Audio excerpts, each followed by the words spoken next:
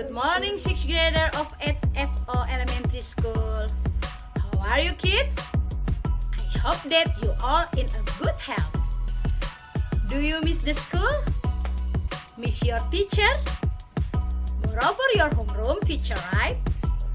Mr. Yoga, Miss Amy, and me, of course. Be patient, kids. We always pray for the better condition of this pandemic situation. Nah, anak-anak tahu kenapa Miss Dewi pakai baju merah hari ini? Ya, Bung Karno pernah berkata, jas merah. Ya, jangan sekali-sekali melupakan sejarah. Nah, anak-anak kemarin sudah mengikuti upacara HUT RI ya, yang ke-75. Nah, hari ini kami akan memberikan video mengenai peta pikiran, lalu sejarah proklamasi kemerdekaan RI, mulai dari masa persiapan, tokoh-tokoh proklamasi kemerdekaan RI, dan juga makna dari proklamasi. Nah, Miss Dewi, Mr. Yoga, dan Mem Emi harapkan anak-anak dapat mengerti dan dapat memahami video yang kami sampaikan. Kita akan mengetahui mengenai peta pikiran. Apa itu peta pikiran?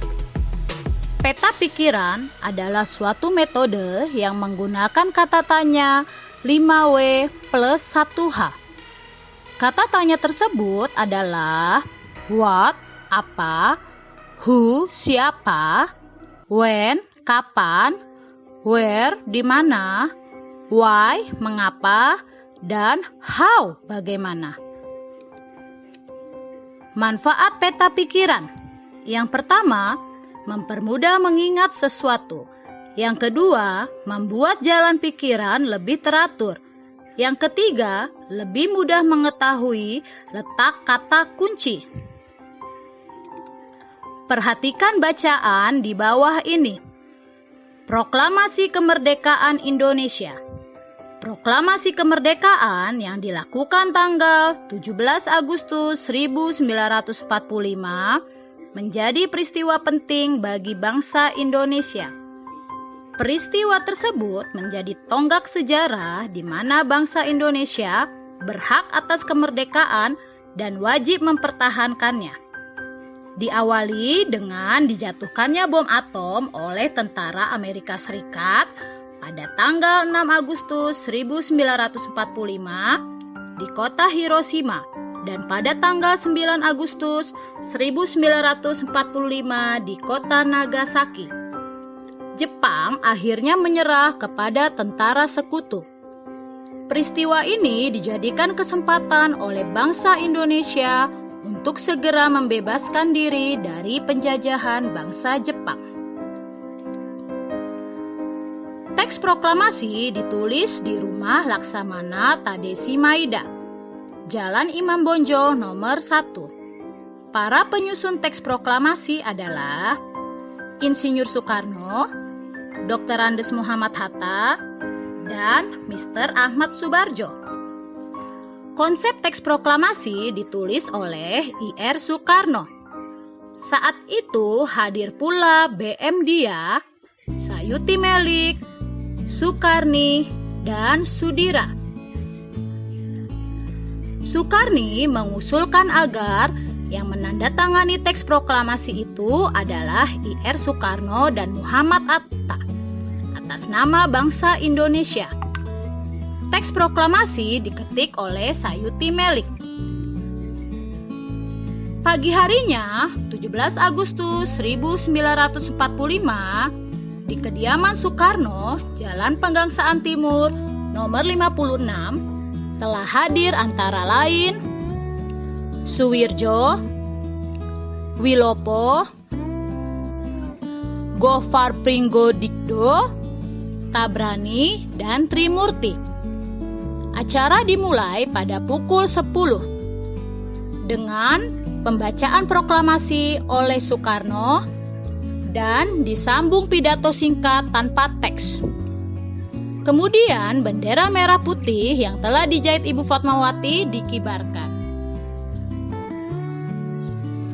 Berdasarkan bacaan tersebut, peta pikiran dapat kita tulis seperti ini. Yang pertama apa? Proklamasi kemerdekaan Indonesia. Yang kedua, mengapa? Karena ada keinginan bangsa Indonesia terbebas dari penjajahan. Yang C, siapa?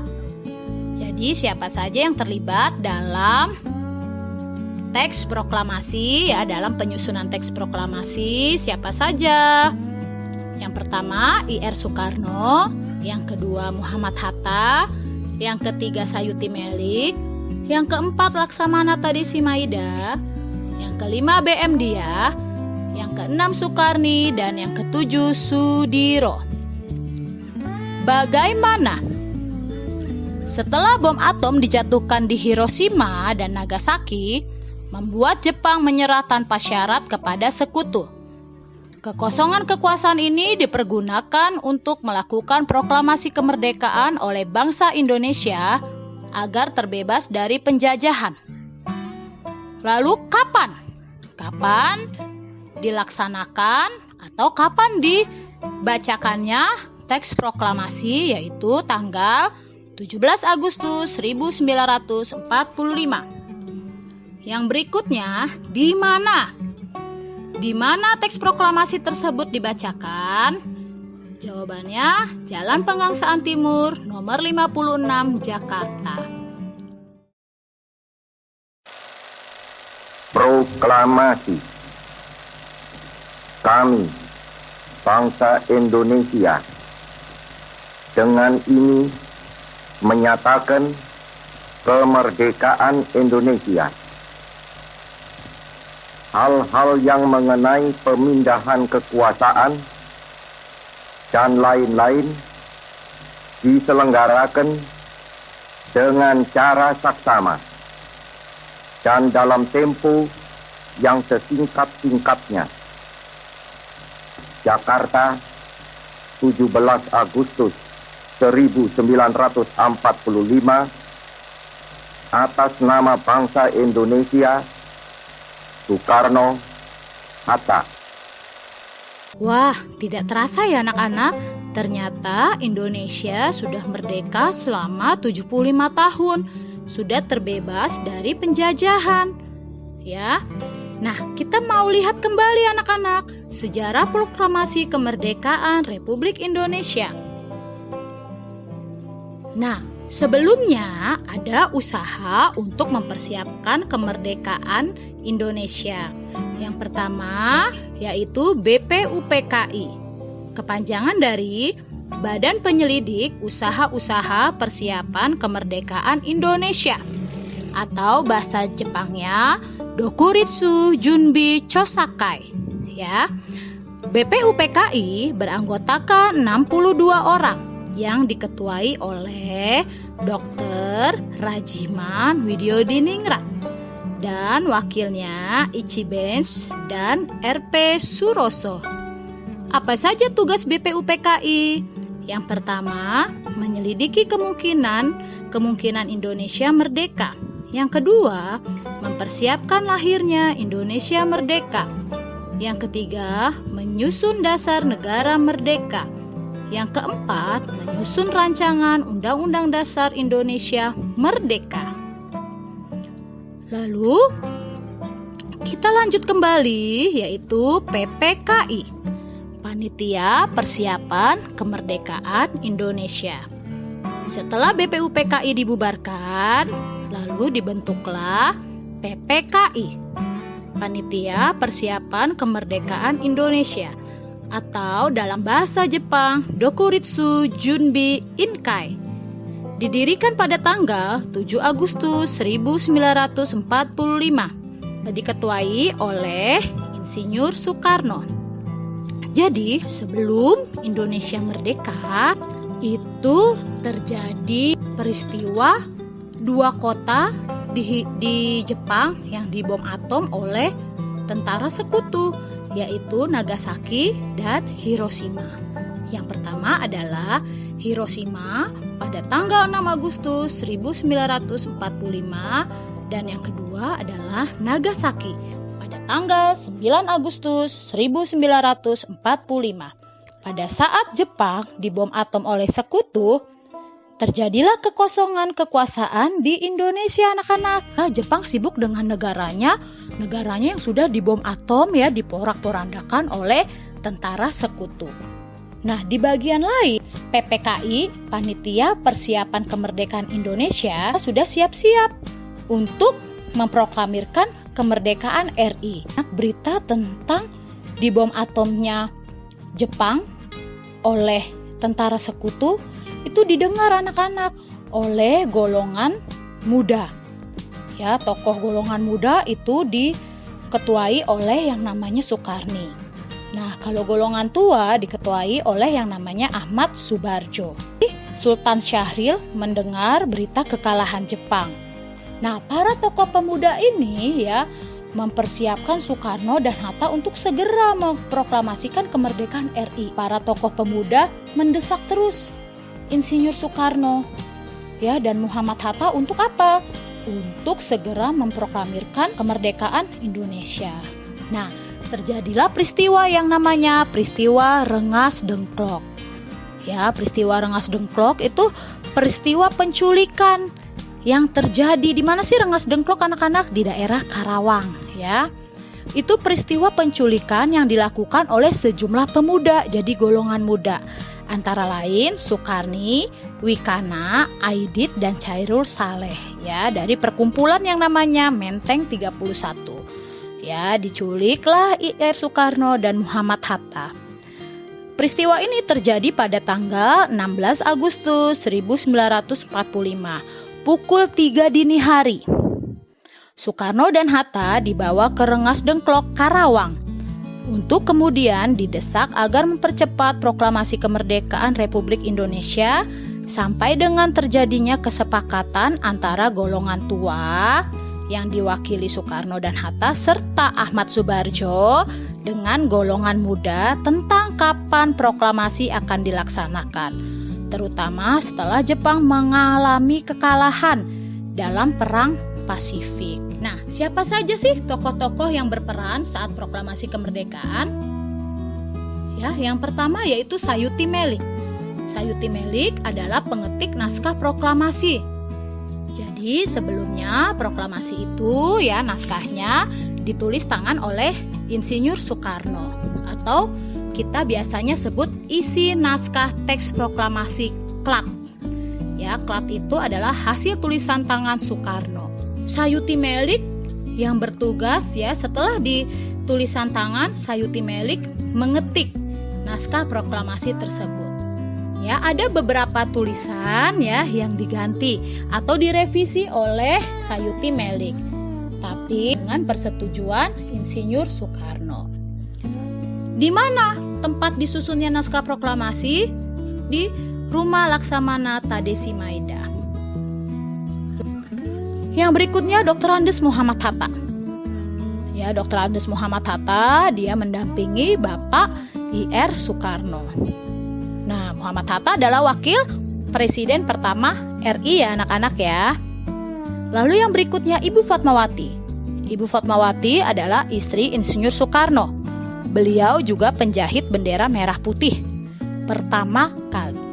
Setelah bendera merah putih dijahit, bendera merah putih akan dikibarkan ya setelah pembacaan teks proklamasi. Yang membawa atau yang pengibar bendera merah putih adalah Latif Hendraningrat dan S. Suhut. Yang berikutnya adalah BM Diah. Ya, BM Diah adalah tokoh yang berkecimpung di dunia kewartawanan. Dia yang mendampingi Sayuti Melik saat mengetik naskah proklamasi. Sekarang anak-anak lihat di buku paket halaman 97. Ada dua naskah proklamasi. Yang pertama adalah proklamasi yang ditulis tangan oleh IR Soekarno yang tadi namanya Klat ya. KLAD. Tulisannya KLAD ya atau Klat. Hasil tulisan tangan Soekarno Dan yang kedua adalah naskah proklamasi yang autentik. Ya, anak-anak perhatikan. Nah, Miss akan menyebutkan perubahan naskah teks proklamasi dari tulisan tangan Soekarno setelah diketik oleh Sayuti Melik. Kata hal-hal diubah menjadi hal-hal. Ya. Lihat di halaman 99 buku paket kalian. Yang kedua, tempo diubah menjadi tempo. Yang ketiga, wakil-wakil bangsa Indonesia diubah menjadi atas nama bangsa Indonesia. Yang keempat, Jakarta 17/8/05 diubah menjadi Jakarta hari 17 bulan 08 tahun 05. Ini masih bacaan pada zaman dahulu ya anak-anak ya. Yang kelima, naskah teks proklamasi Klat tidak ditandatangani, sedangkan naskah teks proklamasi autentik sudah ditandatangani oleh I.R. Soekarno dan Muhammad Hatta. Hal ini diusulkan oleh Soekarni agar isi teks proklamasi tersebut ditandatangani oleh Soekarno dan Muhammad Hatta atas nama bangsa Indonesia. Ya, seperti itu anak-anak. Ya, jadi anak-anak sudah mengetahui ya bagaimana sejarah mengenai proklamasi. Dan juga anak-anak juga sudah mengetahui cara membuat peta pikiran dari sebuah bacaan. Apa saja sih makna proklamasi kemerdekaan itu? Yang pertama, proklamasi merupakan puncak perjuangan bangsa Indonesia. Yang kedua, proklamasi merupakan alat untuk mencapai tujuan negara dan cita-cita besar bangsa Indonesia. Yang ketiga, proklamasi sebagai titik puncak perubahan dari akhir perjuangan bangsa Indonesia melawan penjajah. Yang keempat, proklamasi sebagai sumber hukum bagi pembentukan Negara Kesatuan Republik Indonesia. Yang kelima, proklamasi menjadi pernyataan de facto. Yang keenam, proklamasi sebagai titik awal dari bebasnya penderitaan rakyat. Yang ketujuh, proklamasi telah menaikkan martabat bangsa Indonesia. Yang kedelapan, proklamasi merupakan jembatan emas menuju masyarakat yang adil, makmur, dan berdaulat. Kesembilan, proklamasi sebagai pedoman untuk menjalin hubungan internasional. Yang kesepuluh, proklamasi menjadi titik awal dari bebasnya penderitaan rakyat, mulai dari kemiskinan, ketidakbebasan, kebodohan, hingga sistem kerja paksa. Wah, berarti kita puji Tuhan anak-anak ya, sudah merdeka, sudah tidak ada lagi penjajah. Ya, sekarang saatnya anak-anak untuk belajar demi mensukseskan masa depan kalian, demi membangun negara Indonesia menjadi lebih baik lagi. Semangat, salam merdeka!